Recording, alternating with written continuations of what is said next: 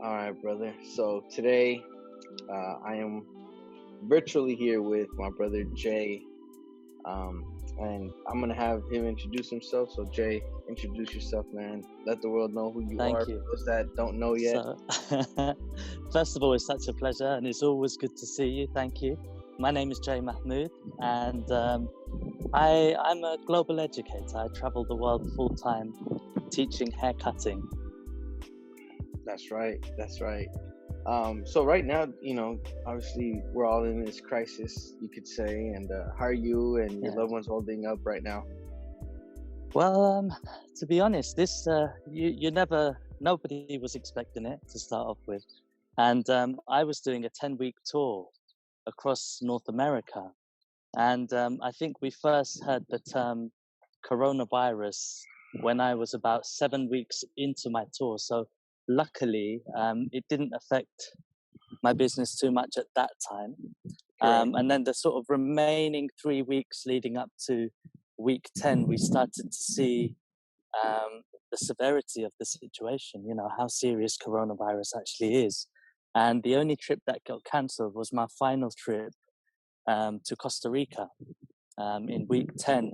And that's the one I was really, really looking forward to, because after 10 weeks on tour, I remember boasting that I'm going to have a week off in Costa Rica and I'm going to chill, but, it wasn't meant to be. That's right. That's right. So, how do you think this has impacted? So I mean, obviously, I work here in California, but how do you think that's impacted the whole U.S. and maybe other countries outside of the U.S.? I think it's devastating, really, to be honest. That's the word that comes to mind first, because, you know, businesses are being impacted so much, um, and your bills don't stop. Whether you go to work or not, you still have to pay your mortgage or your rent and, your bills. And it's a very, very scary time, if I'm honest with you. I Yeah. just, luckily, now that I'm grown up, I've become more sensible with money in the last few years. And I've got some savings to fall back on. But if you're in a situation where you perhaps haven't put money aside, it would be very scary. How are Of you course. holding up?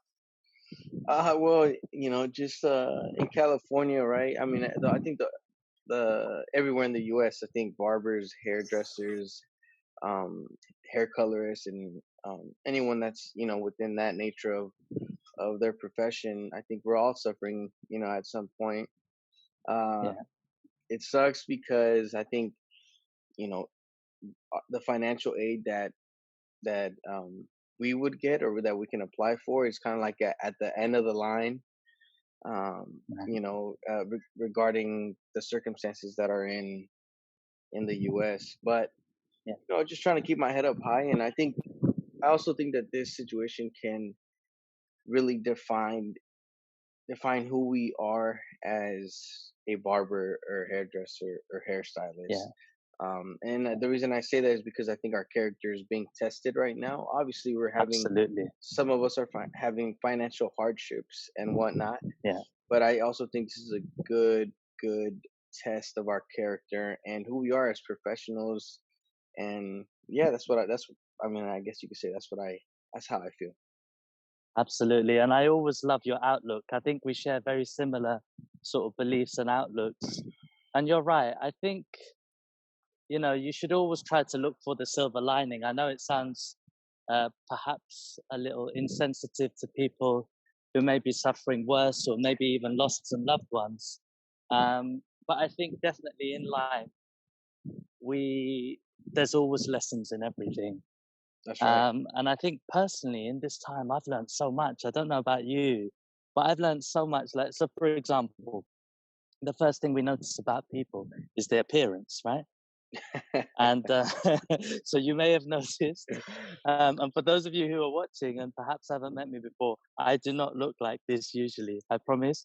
And for those of you who probably do know me, I haven't let go of myself. Not just yet. I'm not going through a midlife crisis. I will be back. I promise you. Now, Nice. so for example, with your hair, we can't go to a hair salon, and I started a challenge called the Grow Out Challenge, and I sort of said that until salons are back up and running, I'm not going to cut my hair or my beard. I obviously didn't That's right. That's anticipate how right. long this would last. But I'm waiting for you, man. I'm going to come and see you. So I appreciate that. I appreciate I that. don't know. But that's one of the lessons I've learned. You know, your appearance, there's more to life than what you look like, you 100%. know? And the That's a other big thing is, statement.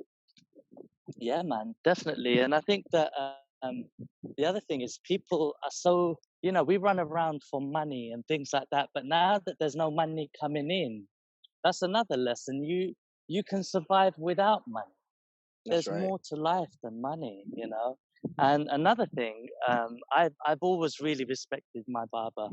But here's the other thing. I hope people start to realize how important their hairdressers are. So not just the way they look, but how they feel about themselves. Yeah, You yeah, know. So 100%. how are you holding up? I mean, is there any sort of return date for you in mind? I know each state is different, Uh, but has yeah, there been any update? it's uncertain, to be honest. It's uncertain. I'm not. I guess you could say I'm just taking each day as it comes. There are times where I do get a little frustrated, but that's just obviously Yeah, my human nature to, like, yeah, I guess find some frustration in the circumstance that we're in, but it does me no good. And I just mm, that's where I kind of got to reel myself back in. And yeah, thankfully, my lady and my family, they kind of help me kind of do that. So I do appreciate that. uh so with that being said, uh you know obviously I've talked to you many times and you've sat in my chair yeah, many times, and it's always been a pleasure and a blessing and a yeah. privilege, so Likewise, thank you for that. uh likewise, man. but I guess you could say, who was the person that maybe influenced you, or was that yourself, to start cutting hair? Yeah. Oh, do you know what? This is interesting because, excuse me, I never had a desire to be a hairdresser. I didn't ever think it's what I'd end up doing. If I'm honest with Yes. you, when I was at school, I always wanted to be an actor. That was my dream. And An I actor. remember when, yeah, man, My that's man. what I wanted to do. Obviously, didn't work out for me, man. You never know. And You never know. yeah, so basically, what happened is when I was at school and I was studying drama as part of, you know, your studies, I got 100% A star. So I literally Wow. got the highest mark you could get, and I was like, "What? This is what I want to do." And my drama teacher, actually, she used to be in a lot of theatre productions, Yeah. and she said some very, very nice and encouraging things to me. And she said, "You have to do this. You have to pursue it." And it's funny. In the UK, what we do is you go to a work placement, and you kind of you get a little feel of what it's like to go to work. You know, Yes. and a lot of my family are barbers, so I thought, well, if I'm acting, I'd have to learn something That's to right. support myself. So I thought, okay, you know, perhaps I could learn hair, right? But I knew that if Yes. I wanted to do hair, I wanted to be the best I could possibly be, or to get the best possible start. So I went to Vidal Sassoon, um, and this was at the age of 15. So I 15. went there as a work experience student. Uh, Yeah, 15 years old, and 15, so I man. was You just were sort of making. super young. I know, right? So I was just making teas and coffees and sweeping up, you know, because I hadn't had any sort of training to wash hair. I was still at school. And Yes. I remember the culture shock was insane. It was crazy because growing up, I grew up in a really deprived sort of area in the East End of London. And What was your town or neighborhood called? I'm from a borough called Newham, and I'm from a place called Plaistow in East Okay. London. Okay. And growing up, we had the highest crime rate in Europe. So No it's quite way. a, yeah, man, it's quite a crazy place. And, you know, this is why I'm so grateful for what I've gone on to achieve in my career. But yes, I've gone to Vidal Sassoon at the age of 15. It's a huge culture shock because I went to probably the best part of London in Knightsbridge, you know, because you've Yes. been to London before. So it was right opposite Harrods. It was a very, you know, upmarket kind of place. And I remember my first week, I was like, "Wow, these people are crazy."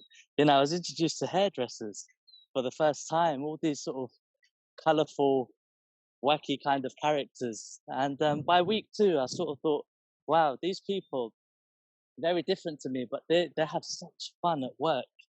And so, you know, long story short, the manager of the salon at the end of the 2 weeks said, "Look, when you leave school, why don't you come back? We'll give you a job."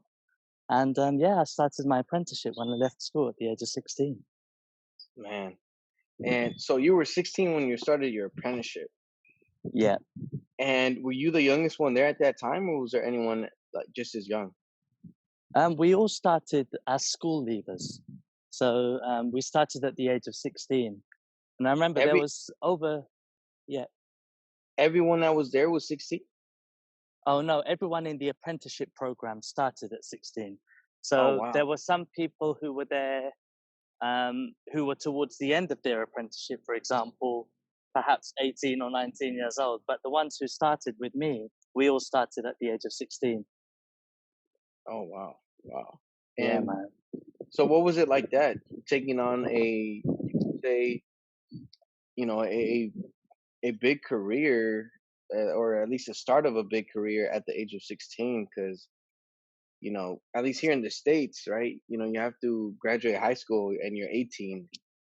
Yeah, Um, so I guess you could say, I mean, probably if I could have, I probably would have started barbering, when I was 16 too. But yeah, because of the way the states are, is a little different. So, was yeah, there ever a time where you second guessed it? Were you like, maybe I should go and study something else because I'm still young? absolutely. Yeah, man. Most days, to be honest. I'll And tell why you was why, that? because in the beginning, the first thing we learned was how to braid hair, and then how to blow dry hair. And obviously, a boy from the East End who's 16 years old, I'd never braided hair before or held a brush or a hairdryer, right? And then Yeah, you got yeah, all these girls who are doing it instantly. And I was thinking, oh my God, what have I done? You know, I was genuinely having these conversations with myself, saying, I've made a mistake and perhaps I'll drop out of this and I'll go back to college and learn performing arts and pursue acting. So forget the correct. hairdressing thing; it's not for me.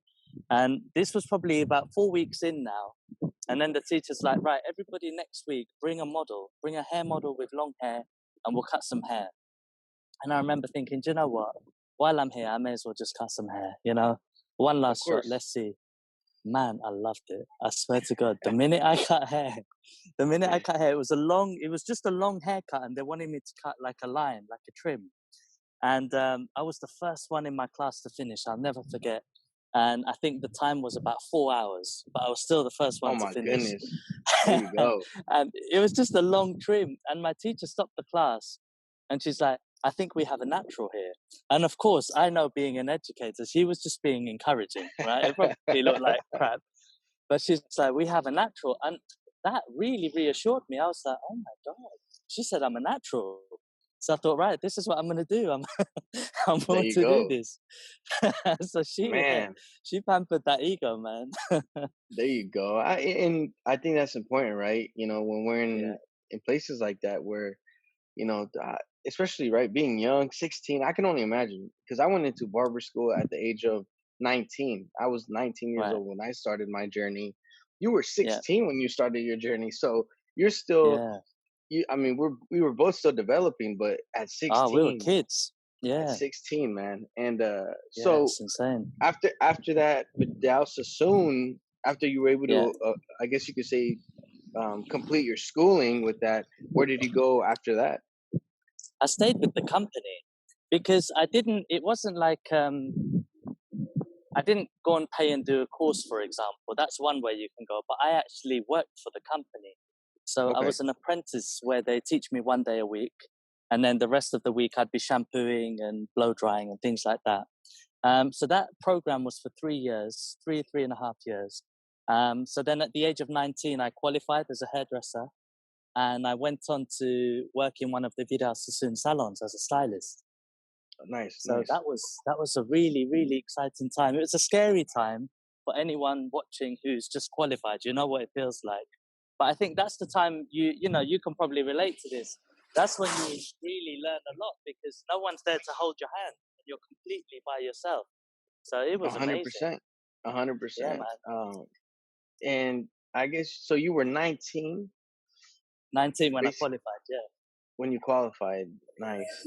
So how did you find yourself like at 19? Was it something where you just like, okay, I'm gonna be here. I'm gonna contribute to this salon, and Yeah. then I either want to open up my own, or Yeah. was there a time where you were like, you know what, I I want to own a salon, or I want to be an educator?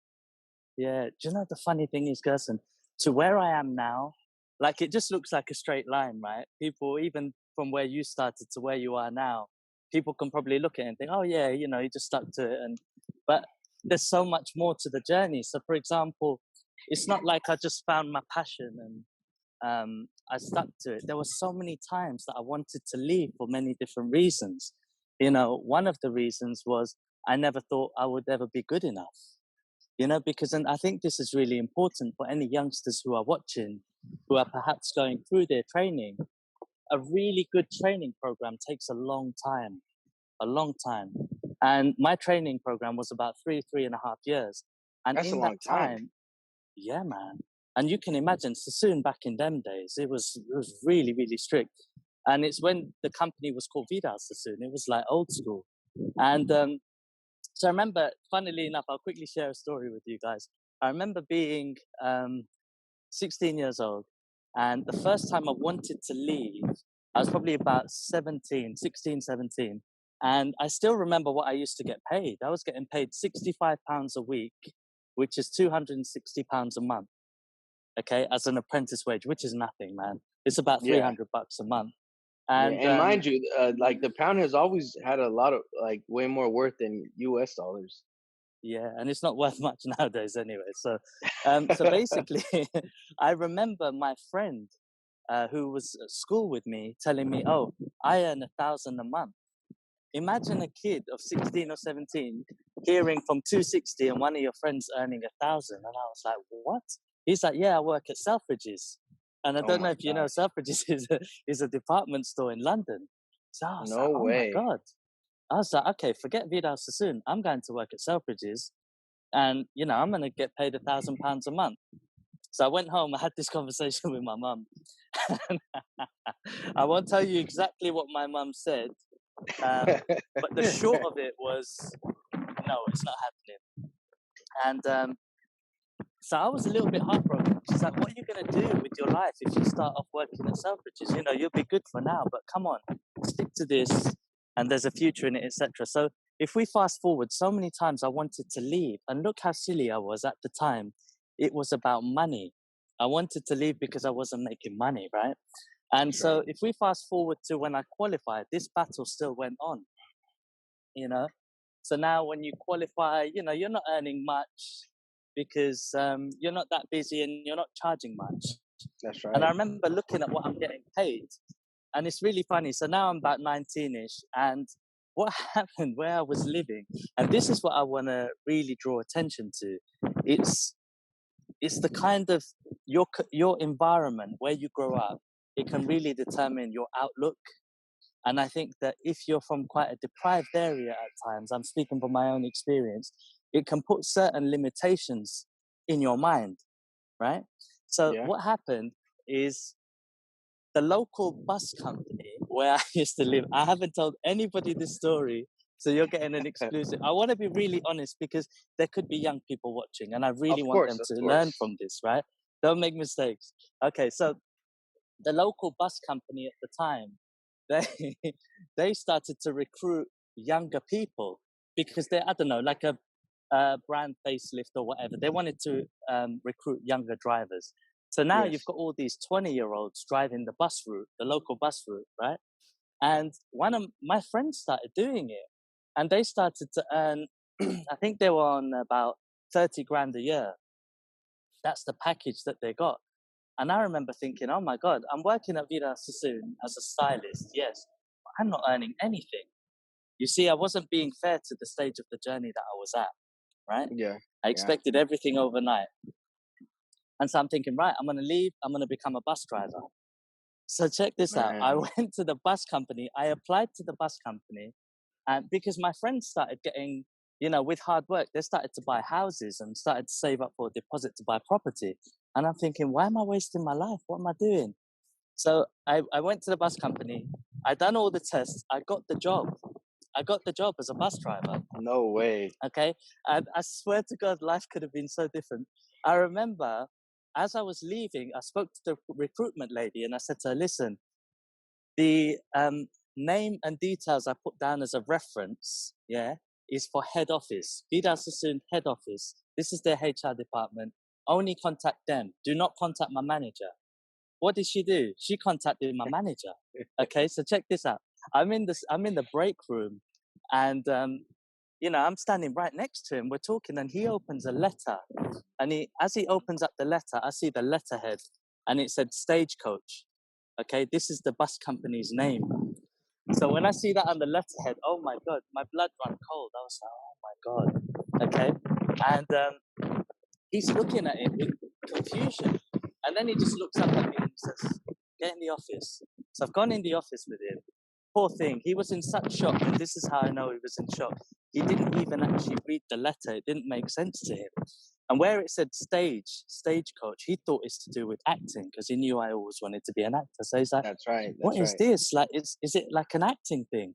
And I'm like, no. And he's like, well, what is it? I said, well, look, I'm leaving and I'm going to become a bus driver. And I swear to God, Gerson, he just burst out laughing. This guy No was way. laughing so loud. And he's like, Were you sorry, go on. insulted? Kind of at the time, like a young man, it's your ego. And I'm like, no, but listen, I'm not earning anything. And my friends are earning 30 grand. I told him this whole story. And you know what he done? He ripped the letter up and he threw it in the bin as he was laughing. And I'm like, what are you Oh my doing? goodness. He's like, no. He goes, you're not doing it. He goes, I'm not going to let you go. He Oh goes, man, no, there it Jay, you're is. not going to do this, man. He goes, you're going to mess up your life. He goes, what are you going to do 3 years from now? And I didn't have an answer. He goes, please be patient. He goes, look at where you're working. Think of, the bigger picture. Don't think about money. Don't chase money. And I think that was such a pivotal point in my career. And I tell you, before that, there's one more and there's one more thing I was going to leave. And I want to tell you these examples because we know it's not easy to get qualified and go on to achieve success. It looks easy. Yeah. And And there's, before you keep going, and I'm yeah, sorry to cut you off, but no one thing that worries. I've admired so much, Yeah, mind you, I don't even know if Vidal Sassoon is from London. I don't know where the main yeah, headquarters are at, but yeah, he is actually. all I do know is that the education that Yeah, is held in the UK when it comes down to hairdressing and barbering. I my hats off to them. My hats off to the UK and any yeah, school out there that devotes their time into actually, yeah, making a solid program for individuals as yourself. Because yeah, out here in the States, there are a few that want to go through that process to the nit and gritty and pinpoint and get the full potential out of each student. And there's only a couple of schools out here in the States, I feel like, that actually do that. So yeah. I can appreciate what you're saying. What do you think to elaborate on what you're saying, what do you think is the solution to that? I think the solution to that is, from my perspective, is to you know, seek not just the way that we've been used to, right? Because there are habits that we've used to because of tradition, because of the Yeah, years that have gone by, the decades that have gone by, and yeah, you know, sometimes we change up. Maybe you could say maybe they add an extra program, or maybe they add extra benefits, but yeah, are we doing that just so it looks attractive so we can get people to enroll? yeah, Or are we actually going far and beyond and being okay? So we've structured our program how it is now, but we want to yeah, make it a lot more attractive. What are we gonna do to not just make it attractive, but to teach and bring the best out of the students that enroll into our schools? yeah, Again, whether it's barber schools, hairdressing schools, because I think that's very important. But mind you, right? I feel like some schools are also driven more by how much money are they going to make with how many Absolutely. people they Yeah. sign up, right? Exactly. And Yeah. so I get it.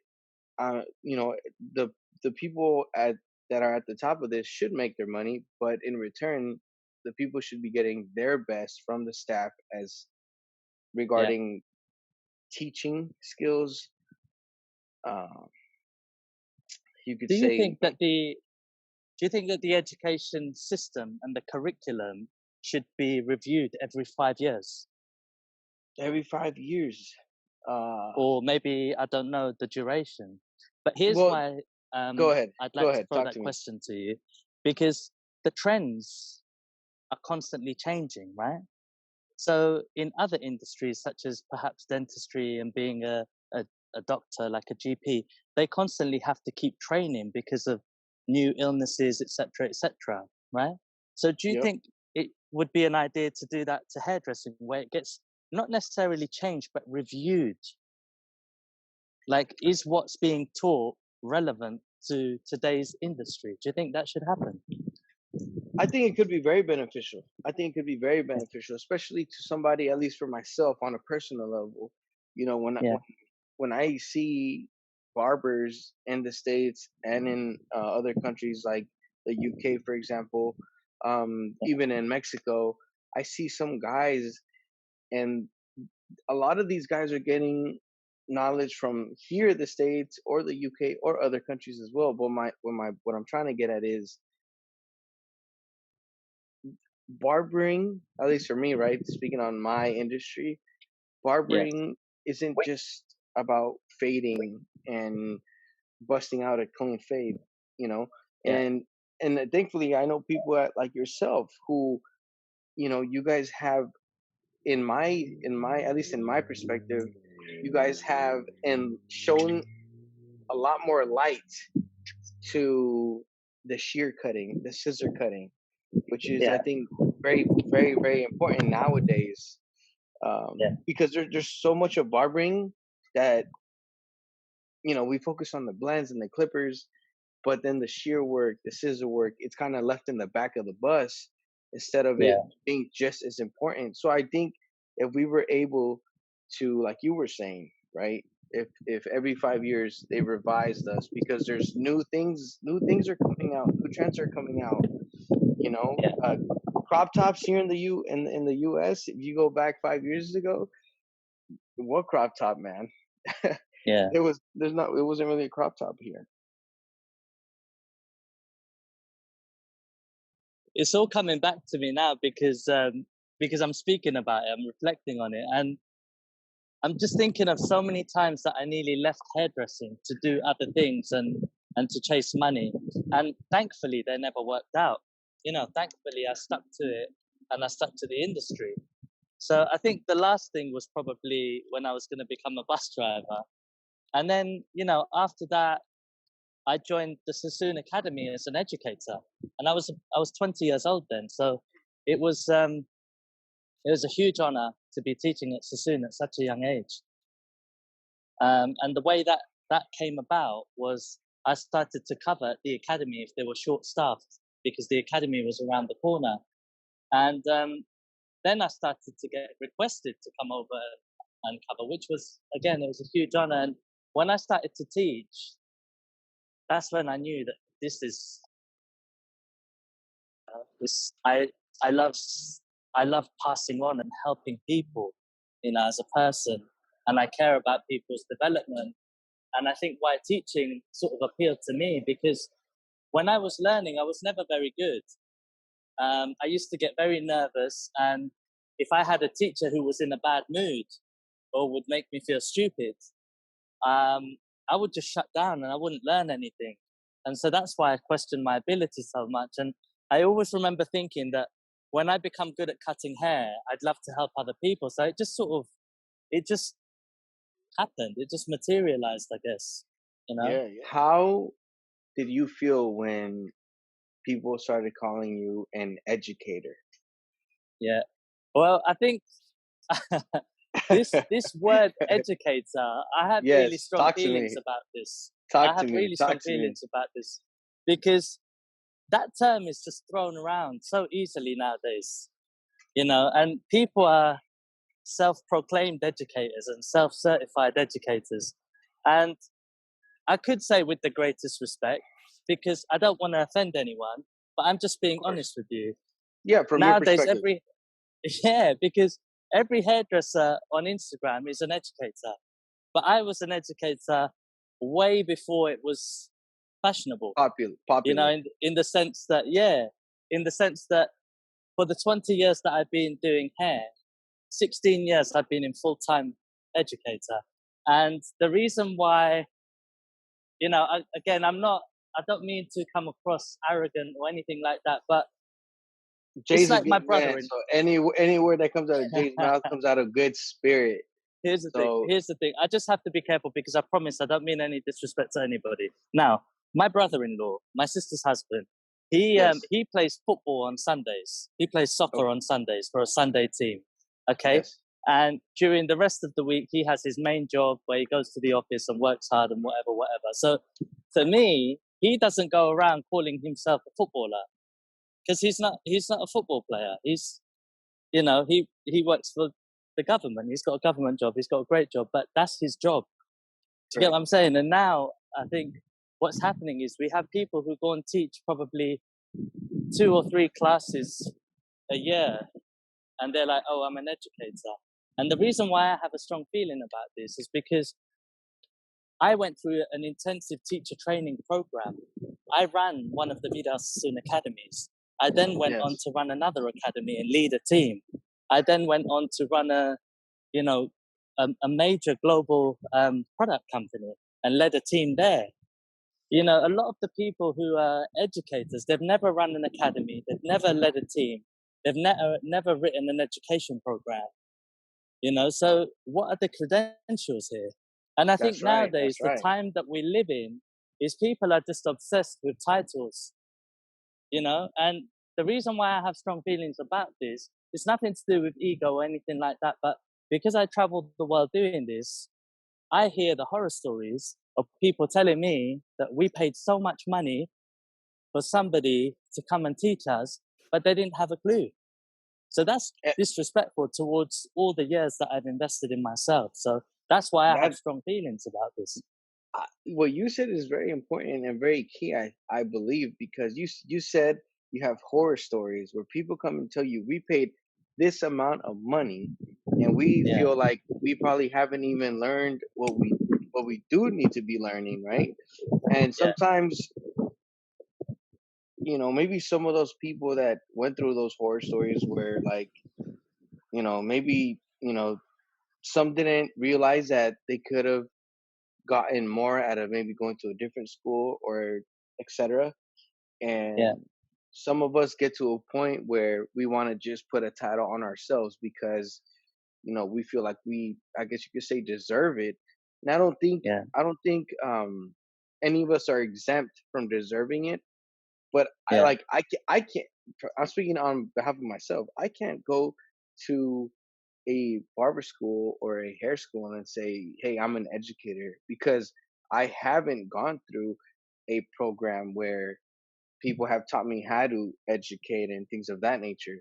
But one thing that I do pride myself in is whenever I've had the privilege to share something with the hair school or barber school is I'm a sharer.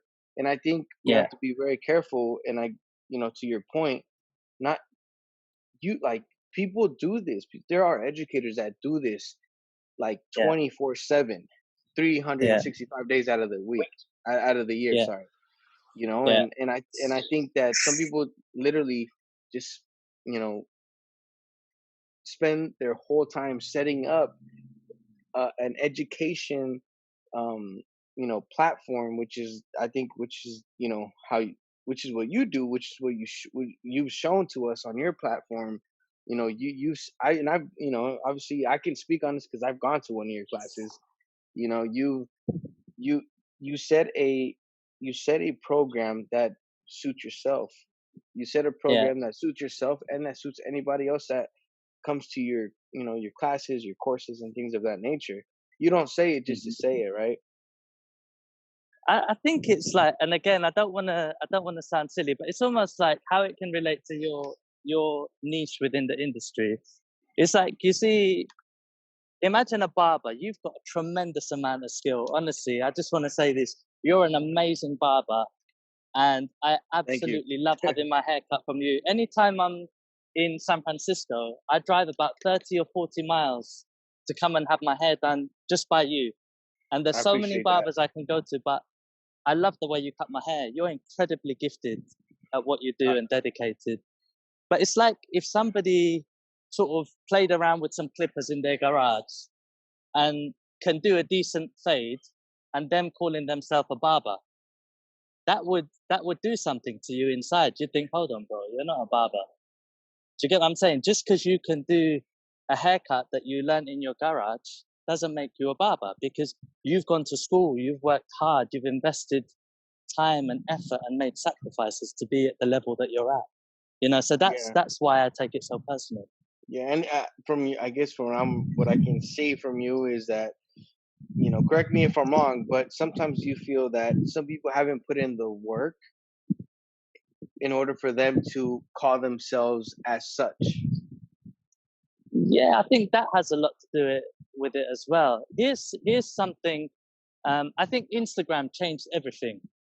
It just Oh changed man, everything. Now, there's so much positive to it, but at the same time, I think here's something I saw recently, towards the end of last year, right?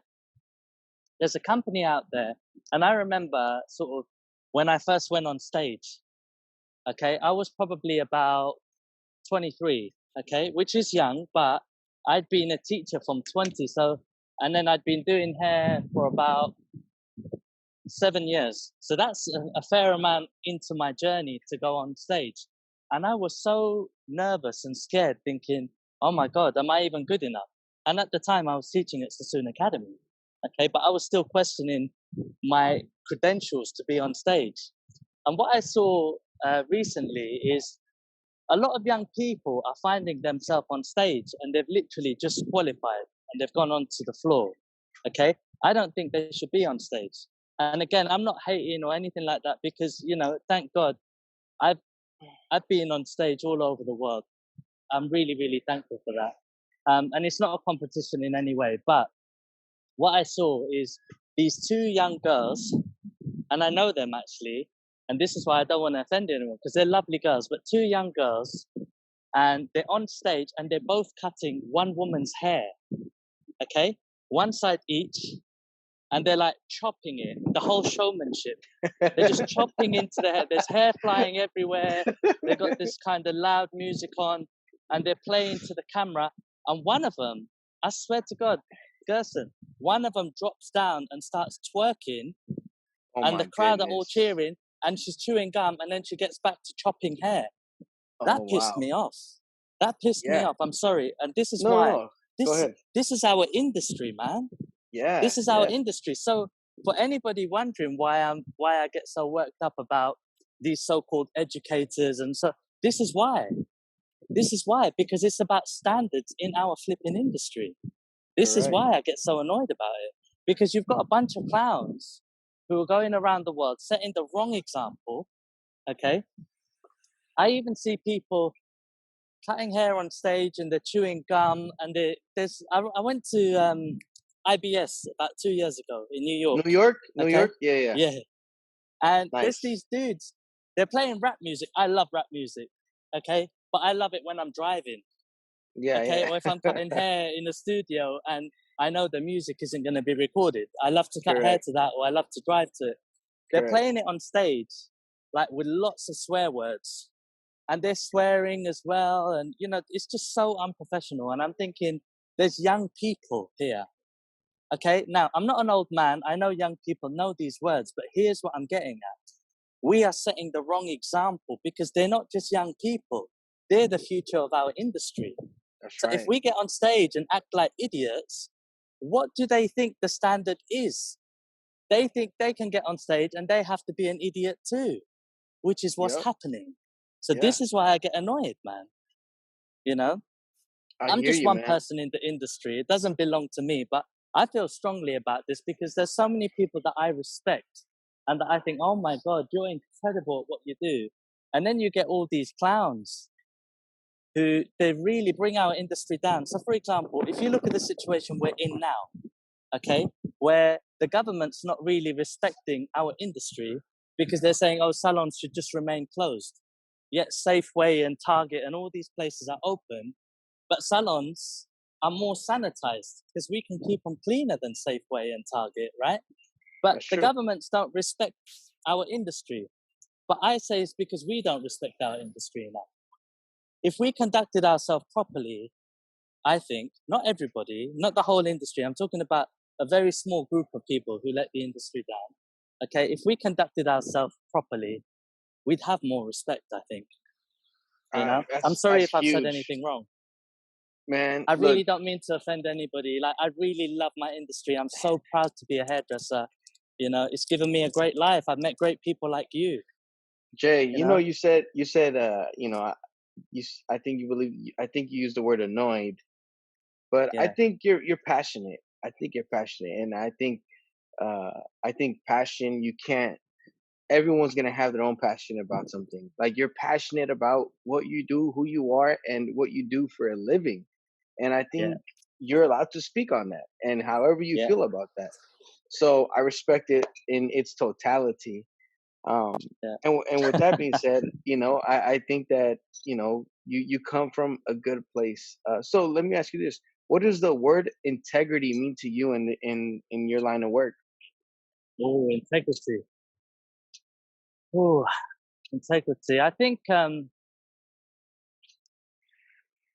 like to throw an example at you, right?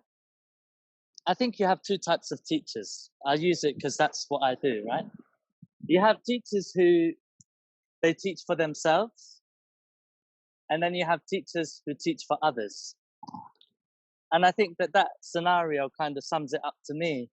There's some people who want to be a teacher or an educator because it's cool. It's a cool label. It's impressive.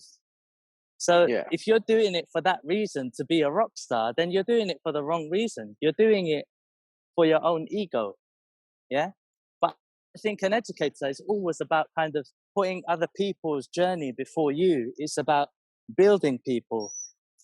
Do you know what I mean? Because I was taught by some incredible people, but I don't think they were good teachers. Yeah, because, and here's why, because I analyze this a lot. I think that, if you're a soccer player, for example, you have to study other soccer players. You have to study the greats from before you.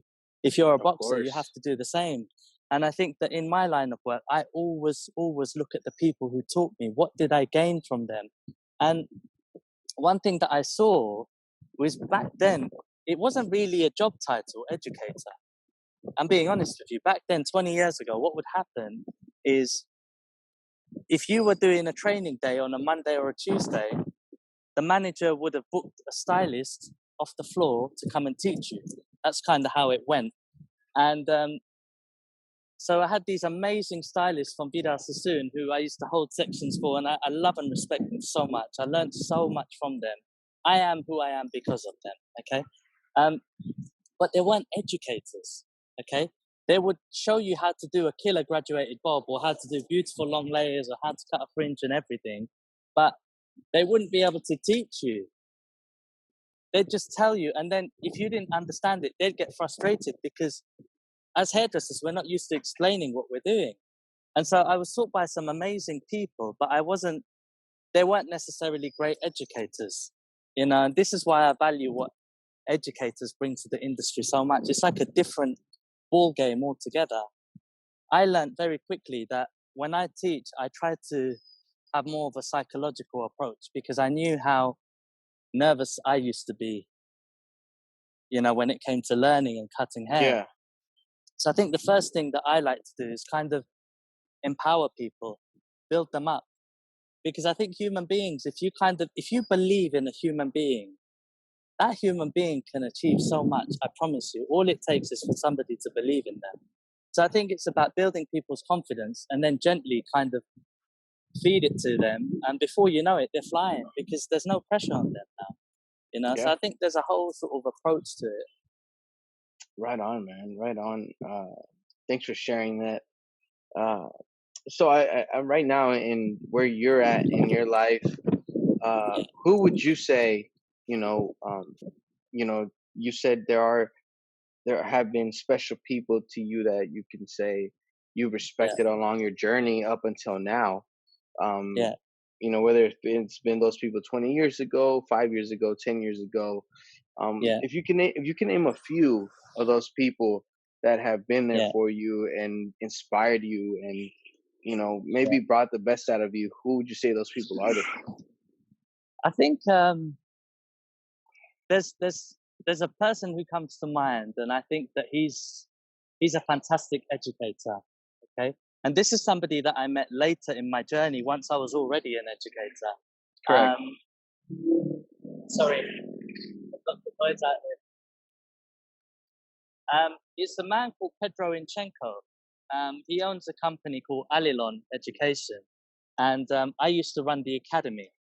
So he was the owner, but I run the school and I run the education for him. But what I learned from him as a friend and sort of as a mentor, you know, was his approach to people was so personal.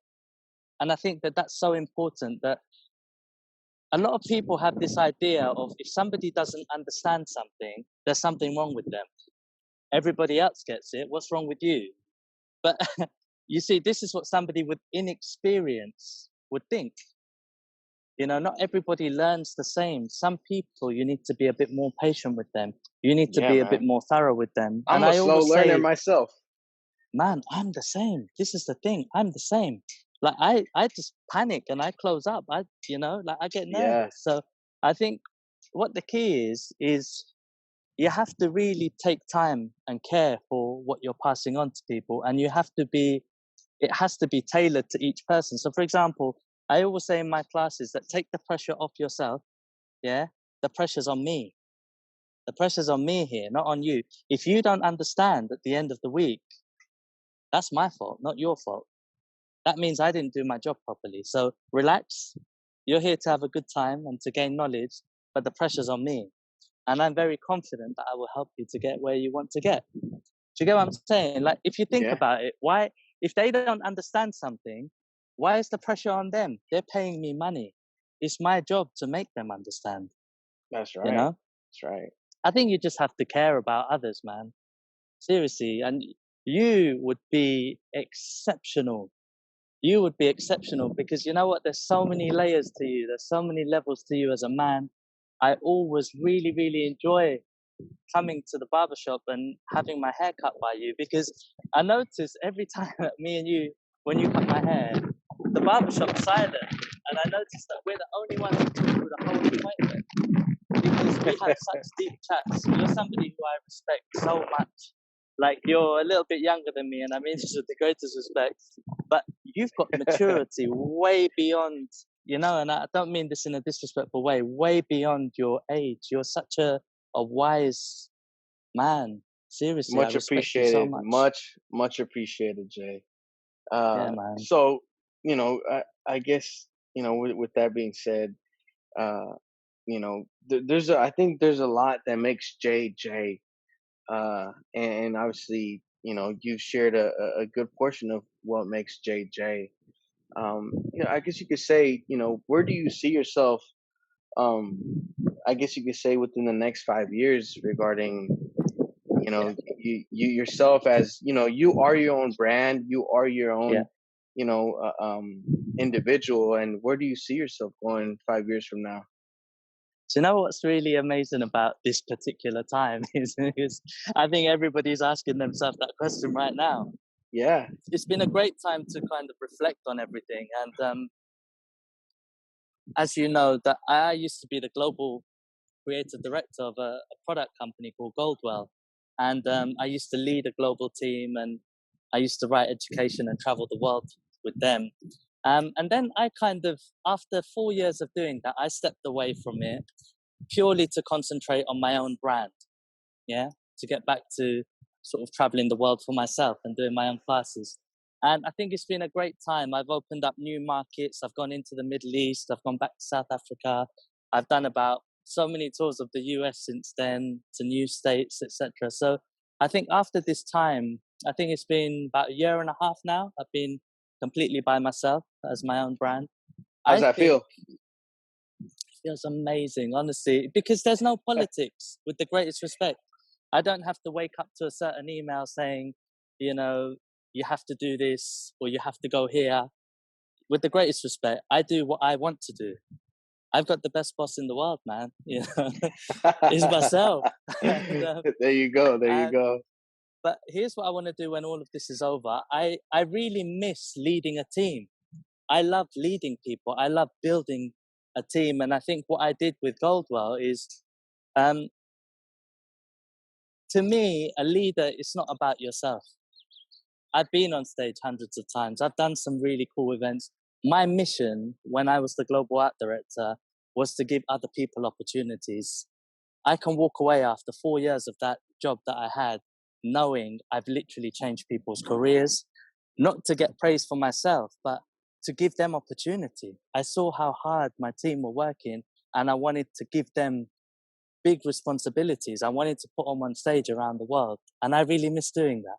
I miss giving people opportunities. So when all of this is over, I'd probably like to lead a big product company again. That'll be a good challenge, you know, build a team, travel the world with them. And yeah, man, Nice, it's, nice. it's been a I nice like break. that.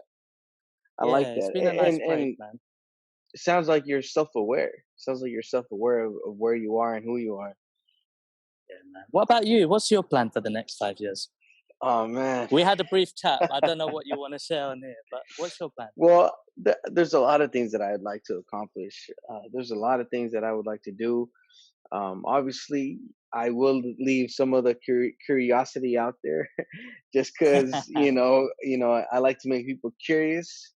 Yeah, But at the same time, I guess in good faith and in good spirit, I just hope that I am in a position to yeah, share my gift with yeah, others, whatever that is. And that's not yeah, just in barbering; that's just in life. Uh, yeah, man. and I just like yourself, and I think you reminded me of that gift part that I was just saying right now, where you you um you miss leading a team, not because it's for yourself, but it's because when you were in a position to put other people on per se, Yeah, you had a gift that the company had given you a gift, and you were able to share that gift with your yeah, fellow peers. And yeah, I think that's where I want to be in the next 5 years. Whatever that means, yeah, wherever I'm at, I just want to be able to have a gift and share it. yeah. Uh, Amazing, man. Thanks, brother. Amazing. Honestly, like I said before, Gerson, I've got so much respect for you. I think that you have so much to give because you're more than a barber. I don't want to use the term just a barber because there's no such thing as just a barber, right? You're incredibly gifted, but there's so much more to you. You know, you've got such wisdom. Seriously, this is why I love our talks, because whenever I leave the salon, I go away and I'm in such a deep place because I've been able to share my thoughts with someone, and I've also got a perspective on things from you. And it's always, you've always got such a great energy and a mind space, man. Appreciate it. I deal with my demons just like all of us, and Yeah, man. I sometimes the demons get the best of me, but Yeah, honestly, thankfully, there's people like yourself and others that I think they got good energy, and they come to the yeah, shop, they sit down, they share that energy with me, and I appreciate them for that. I appreciate them for that. So, just we're almost at the end of this, but yeah. just the last couple things here. Uh-huh. So right now, you've been to different places in some countries, Yeah, in other countries, along you've been in different states. So right yeah. now, right, what has been your favorite place to visit? What has been Oh, that man. favorite place to visit for you? Oh, man. That's so hard. That's so hard because Top I three, know, top like, three. it's so. Okay, top three is easier. Okay, top three are um, Japan, Oh man, I want to go. uh, Australia, and This one's tough. This one's tough. It's a tie, man. Like, I love going to South Africa. South Africa is really cool. But my favorite city in the world, New York City, man. Hands down. New York and London. My favorite places in the world. Solid. That was 5. It should have been 3. No It's worries. so tough, no worries. man. Nah, it's all good. It's all good, Jay. And if you had to pick a sport, and there was from it could be basketball, tennis, football, soccer, it could be any sport. But if there's an athlete out there that you would say like, hey, that's me, that's like me in an athlete form, who would that be? Oh man, how can I compare myself? I'd have to pick like a lower league dude. Because there's a lot of people that say they got that Mamba mentality, right, per se. Yeah. Because of Kobe Bryant, and rest in peace. Yeah, Kobe. man, he's a G. Yeah, bless him. You know, I'll tell you someone who really inspires me a lot. Talk to me. Cristiano Ronaldo. Okay, I'm a Messi fan, but I'll accept that one. And I'm not trying to say I'm the GOAT or anything like that. But why Ronaldo inspires me is his dedication, his commitment, and he's obsessed with what he does. Oh man, I always say he's a maniac. Yeah, I know. Like, people always say that obsession and being obsessive is not healthy. I think it's absolutely healthy. Like, he lives, eats, and breathes what he does. And I think that if you're going to do it, don't do something to make up numbers. If you're going to do it, you have to be obsessed with it, because you're going to do it every day of your life, man. So for me, Ronaldo really epitomizes that. It's football first for him. And for me, it's like my career has always come first in my life.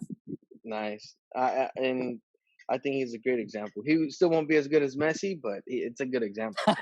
One day. Yeah, man. Hey, when am I going to see you and have a haircut, man? Man, I guess we just don't know. Hopefully soon, when this is all over. What is your final message to those out there that are viewing this, man? And mind you, it could be anything you'd like it to be. I think the people that I really want to reach out to are the younger people, man. The younger people out there. My biggest advice to them is don't be impressed by fake followers. Don't be impressed by fame. Look at the value that people hold. How do they make you feel about yourself? If you feel like you have to prove something, that's insecurity. They're the wrong people. They shouldn't stimulate them sort of feelings in you. I think really look at people who you respect, who you admire, and really just focus. Don't give up. It's a very, very long journey. It's a very long journey. Don't look for fame. Don't look for money. Look for something that sets your soul on fire every day, man, and believe in yourself. Here's the other thing I always say when people come to my class: be fair to yourself. If I could give myself this advice when I was younger, really be fair to yourself, because what I've been doing, people will look at the way I cut hair and think, why can't I cut a line like him? I've done it for 20 years, So be fair to yourself at the stage of the journey you're at.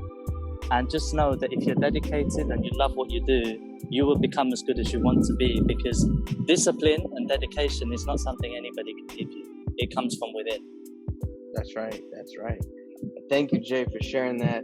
Thank you for being here with me. I appreciate you tuning in. It's been fun. Thank you. This won't be the last, man. I feel like there's so much that we didn't touch. But I know you're busy. You're probably setting up a curriculum for your next tour. Who knows? I know you're cooking something. That's what I do know. I do know you're taking a break, because I'm sure a lot of us are. But I also know you're cooking up something that's gonna do your brand and what you love to do justice. So thank you, brother. God bless you. Thank you. You too. It's been so good talking to you, man. You made my day. Thank you. Right on, brother. I'll see you soon when this is all over. We'll clean you up so you can stop looking like a caveman. I know, right? This is the only time we've had a chat and I've walked out still looking rubbish, man. It's all good, man. I can see you lined up your beard, so it's all right. Yeah, I'm doing it myself. Right on, all right, brother. God bless you, so much. Man. Stay safe. Thank you. I'll see you soon. Thank you. Take care.